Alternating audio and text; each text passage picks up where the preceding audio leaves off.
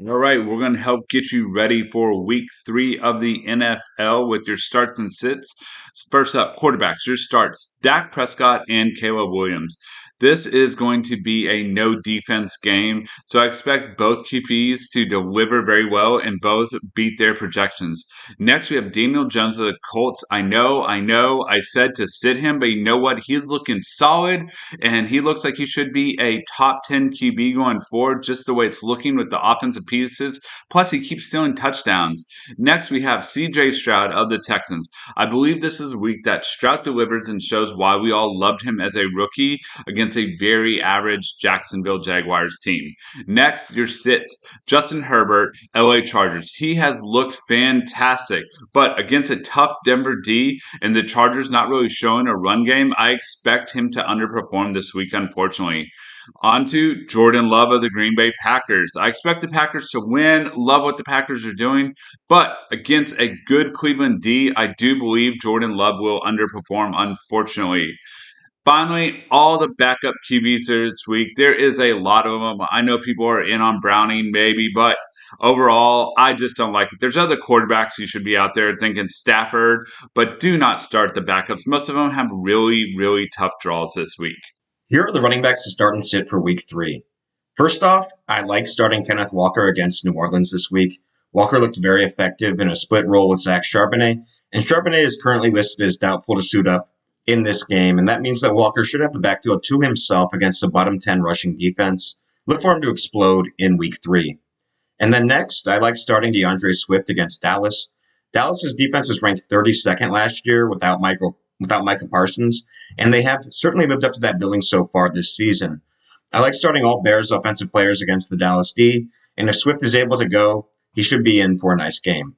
And lastly, I'm starting Isaiah Pacheco in my flex. Pacheco has certainly had a rough start to this season.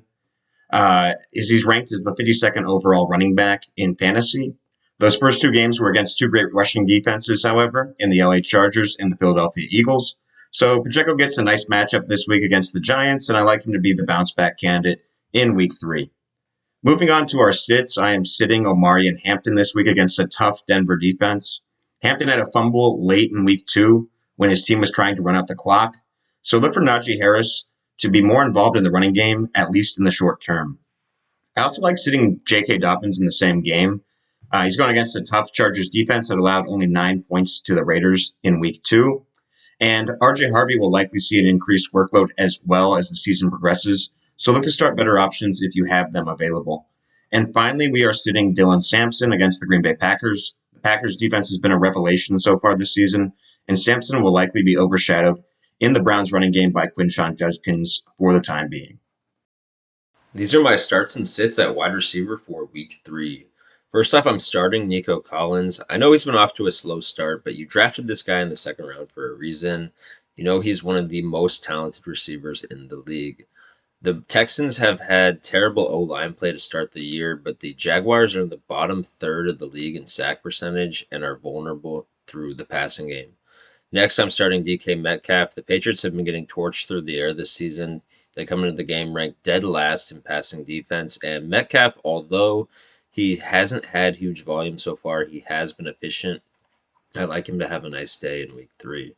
And I'm also starting DJ Moore versus Dallas this week. Dallas was consistently beat by the deep ball last week versus the Giants, and I would expect for the Bears to look to find big chunk plays in the passing game until the Cowboys prove they can stop it. I know Moore has been quiet so far this season, but I think this is the week he finally pops off.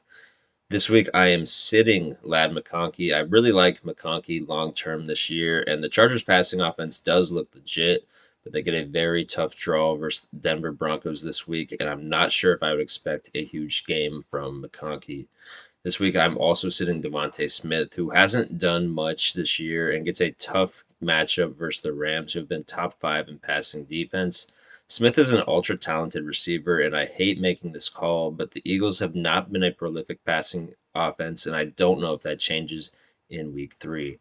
And this week, I would also be sitting Jerry Jeudy versus the Green Bay Packers. Jeudy has a lot of talent, but this is a terrible matchup for the Browns passing game. The pass rush should be getting home fast for the Packers, so I prefer playing Browns running backs or tight ends in this game and keeping their wide receivers on the bench if you can. All right, moving right along, we have your tight ends to start and sit this week in fantasy football for week number 3. First up, we have Sam Laporta of the Detroit Lions. I really like the way he's looking in this offense, and I expect Laporta to come through. Next, Travis Kelce. I expect Taylor Swift to tell him, stop being a loser, get it together. You better score or no scoring at home. So I expect Travis Kelce and the Chiefs overall have a pretty good game. Finally, under starts, we have Jake Ferguson of the Cowboys. We're going to be putting up points in this game, all right? Ferguson will be a big part of it, same way I talked about starts. So, start Jake Ferguson. Next are sits. Njoku and Fanning of the Browns. The Packers have good cover linebackers, and I believe both tight ends will underperform this week. On to Mark Andrews. He's just looking slower from what I see on film, and he's been covered, so I would pass on starting him this week. Finally, TJ Hawkinson of the Vikings. For the same reason that I had him as a sit last week, he just doesn't seem like he's fitting in the offense that well this year. And with Wentz starting, this is a player that I would avoid.